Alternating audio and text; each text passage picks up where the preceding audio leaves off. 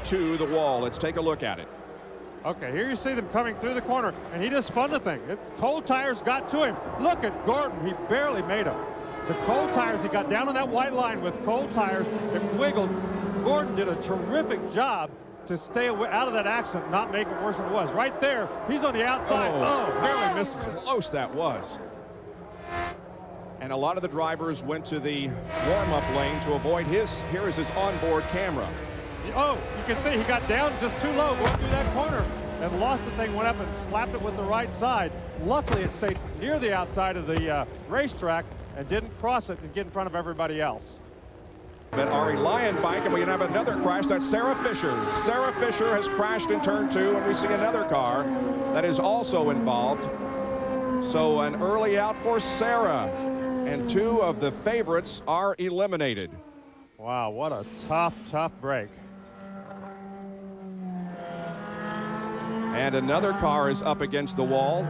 That, of course, is Sarah getting out. So this is at least a 3-car incident in turn 2.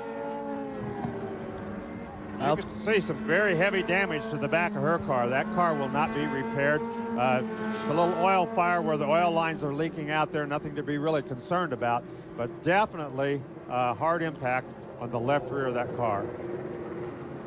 Sarah climbs out. She appears to be okay. Well, we'll take a look at the replays and see what happened. On board with her. Once again, she's on the white line. Cold tires, and when she got up there, she collected that other car. It's Scott Goodyear, that car that we saw up against the wall. So his grill to go Infinity-powered car is history. And there it is. She just takes Scott. Oh, and Sarah got a little bit airborne there as she hit the outside wall. Wow, that's a big hit, guys. I'm glad to see that she's okay and moving around and out of the car and obviously okay, but that's really. It's Gordon Gray. Oh, Hornish is spun. Oh, and a crash up coming out of corner number 4. And that's Sam Hornish and another car up against the outside wall as others try to dodge the debris that's been scattered. And it's Al Unser Jr. Little Al is very upset. You can see him shaking. Hornish just gets loose on that white line again. I think you're exactly right. I think he touched that white line again. Al tried to squeeze through on the outside and just couldn't quite make it. Let's take another look at it. Yeah, it looks like he's on that white line. He spins down to the inside, then takes off up the racetrack, and little Al just right at the last minute tried to dodge him and got into the fence pretty hard. So he's going to be done for the day. A tough break for him, but it appeared to control. Well, here's Sam Hornish's in-car. There he goes, right across the white line, and as soon as he touched it, that thing took off on him. These guys in the pits, they better be telling everybody to stay off of that thing right there. He was very lucky that he didn't get nailed by somebody. There were a ton of cars behind him. And here is the look from Al Unser Jr.'s onboard camera. See, it looks like he's going to make it through, and just right at the end, he just came right towards him. Little Al had to go to the fence and try to miss him. That's really unfortunate for little Al. I know he was, you know, last year he was so excited being back here, and to have his race end this way this year is not what he wanted. Down to Jack Arute. Well, Bob, it happens out on the road as well. We're talking about cold tires. How he relinquished the lead.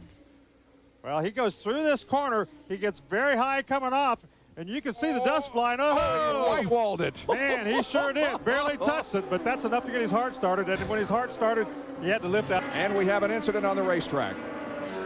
Car 39 is your leader.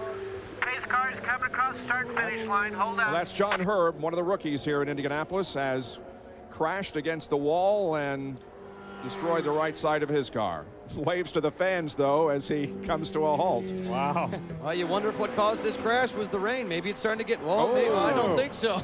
He came up on a slower car, and as he got to that slower car, he turned to the right to try to miss him. Looked like he might have just barely touched him, but when he turned to the right, he just went right straight into the fence. Well, that's unfortunate for John Herb. Very quickly. Now then, they're going to be able to stop under the yellow. You can see right there, he just did a spin. Look at the cars behind him. What a great job those guys did. He was going low, he was going high. Man. That's right. Folks, they're going 200 miles an hour, and all of a sudden you've got a car right in your path. Let's watch this. Whoa, look at those guys smoking their tires. I mean, they went from 200 down to about 120 there. Just got loose coming off of the corner. slid out, missed the outside wall, hard on the brakes, but he did make some contact on an inside wall. And Gilles de Ferran was right behind him, and de Ferran did a nice job of getting on the brakes and not getting collected by Robbie. Well, he certainly did. He was hard on the binders too. Right there you can see the contact. Wasn't hard contact, but these suspension pieces are pretty fragile. It doesn't take a lot of contact to do a lot of damage in these cars. Down to